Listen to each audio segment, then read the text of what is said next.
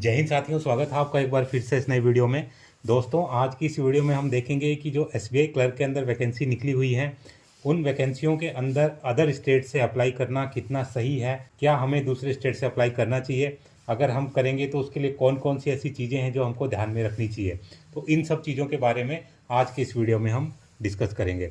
दोस्तों, सैनिकों से जुड़ी सारी खबरों को जानने के लिए सब्सक्राइब का बटन दबाएं और बेल आइकन को प्रेस करके ऑल का बटन दबाएं ताकि सारी लेटेस्ट जानकारी आप तक पहुंचे सबसे पहले। तो चलिए शुरू करते हैं वीडियो। तो दोस्तों, जैसा कि आप जानते हैं, एसबीआई जूनियर एसोसिएट की वैकेंसी निकली हुई है और 17 दिसंबर 2024 से इसके फॉर्म भरे जा रहे हैं। इसकी जो लास्ट डेट है ऑनलाइन फॉर्म्स को फिलअप करने की, वो 7 जनवरी 2025 है। जो लोग भी सेना में नौकरी कर रहे हैं और एक्स सर्विसमैन कोटे में अप्लाई करना चाहते हैं तो वो भी इसमें अप्लाई कर सकते हैं। उनको 31 अक्टूबर 2025 से पहले पहले सेना से रिटायर होना होगा। दोस्तों, अभी हम बात कर लेते हैं कि टोटल एसबीआई के अंदर 17 सर्किल हैं और हर सर्किल की डिटेल आप यहाँ पर देख रहे हैं। तो हर सर्किल के अंदर कुछ एक स्टेट्स हैं, कईयों में एक स्टेट है, कईयों में 2 स्टेट है, कईयों में 3 स्टेट है। फिर कुछ एक सर्किल ऐसे हैं कि जिनमें वैकेंसीज कुछ कम है, किसी में कुछ ज़्यादा है। इन सब की ऑफिशियल लैंग्वेज भी आप देख रहे हैं, हर स्टेट के आगे उसकी ऑफिशियल लैंग्वेज लिखी रहती है। इस बार जो वैकेंसीज कुछ एक सर्किल में ज़्यादा हैं वो सर्किल है अहमदाबाद, भोपाल, कोलकाता, लखनऊ, महाराष्ट्र। तो काफ़ी जो कैंडिडेट हैं उनकी ये कोशिश रहती है कि उस स्टेट से अप्लाई किया जाए कि जिसके अंदर वैकेंसी ज़्यादा होती है।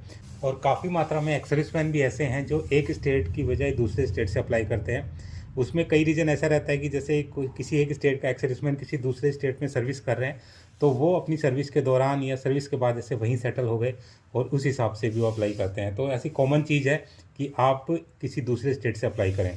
लेकिन दूसरे स्टेट से अप्लाई करने से पहले आपको कुछ एक बातों का ध्यान रखना चाहिए, जो कि अगर आपका सिलेक्शन हो गया तो आपको बाद में इसमें दिक्कत ना हो।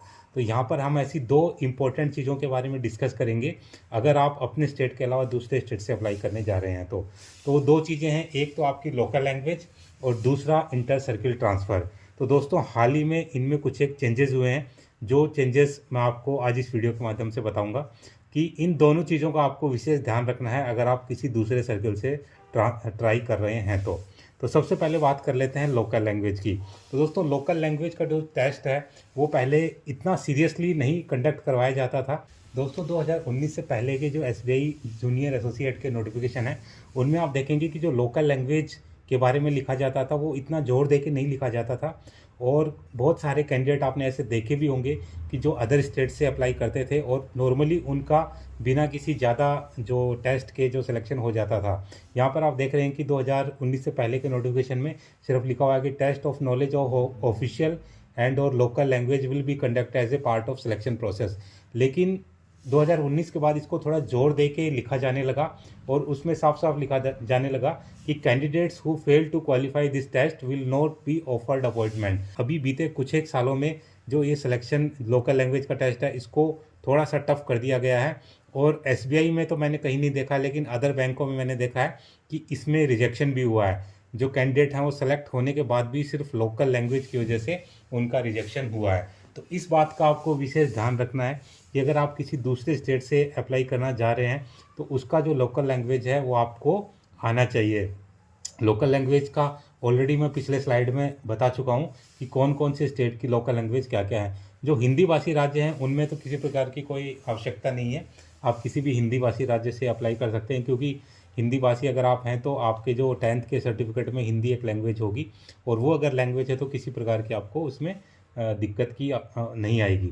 लेकिन अगर आप हिंदी भाषी राज्य में अप्लाई नहीं करते हैं और किसी ऐसे स्टेट में अप्लाई करते हैं कि जिसकी अपनी एक ऑफिशियल लैंग्वेज है, तब वहाँ पर आपको ये चीज़ का ध्यान रखना है।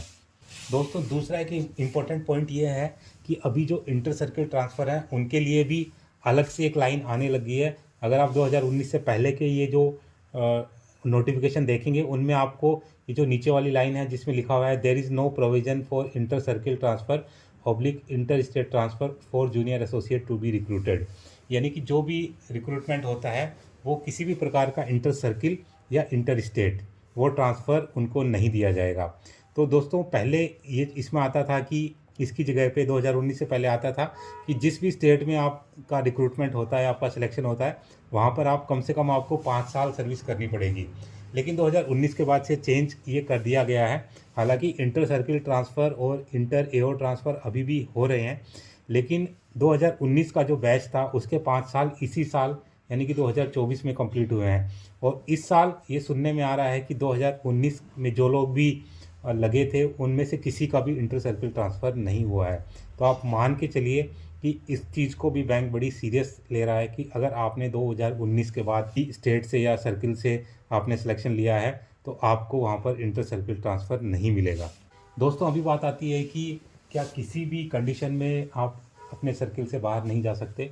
सपोज़ कीजिए कि आप हरियाणा के रहने वाले हैं और आपने गुजरात से अप्लाई कर दिया, तो अगर आपका सिलेक्शन गुजरात में हो गया तो सवाल उठता है कि कभी भी क्या आपको पूरी नौकरी गुजरात में ही करनी पड़ेगी या आप किसी भी कंडीशन में गुजरात से बाहर नहीं जा सकते।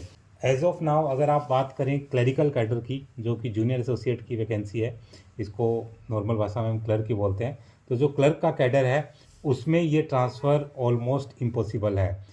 कोई बहुत ही ज़्यादा कोई आउट ऑफ द वे अगर कुछ ऐसा अगर बैंक करता है तो उसकी बात मैं नहीं करता हूँ।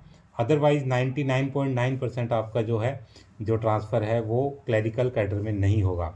अभी बात आती है कि क्या क्लरिकल कैडर से बाहर ट्रांसफ़र हो सकता है। तो अगर आप अपना कैडर चेंज करते हैं और क्लरिकल कैडर से ऑफिसर कैडर में जाते हैं, तब आपका जो इंटर सर्किल ट्रांसफ़र या इंटर स्टेट ट्रांसफ़र है वो पॉसिबल है। अभी आपका सवाल उठता है कि आप कितने साल में एलिजिबल होते हैं प्रमोशन के लिए।